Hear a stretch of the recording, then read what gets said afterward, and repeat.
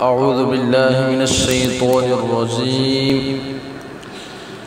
ولكل وجهة هو موليها فاستبقوا الخيرات أينما تكونوا يأت بكم الله جميعا إن الله على كل شيء قدير. ومن حيث خرجت فول وجهك شطر المسجد الحرام وإنه للحق من ربك وما الله بغافل عما تعملون.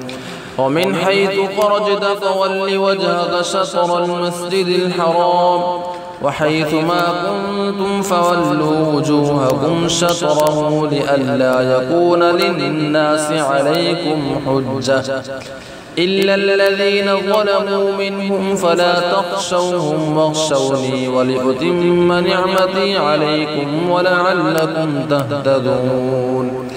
كما أرسلنا فيكم رسولا منكم يتلو عليكم آياتنا ويزكيكم ويعلمكم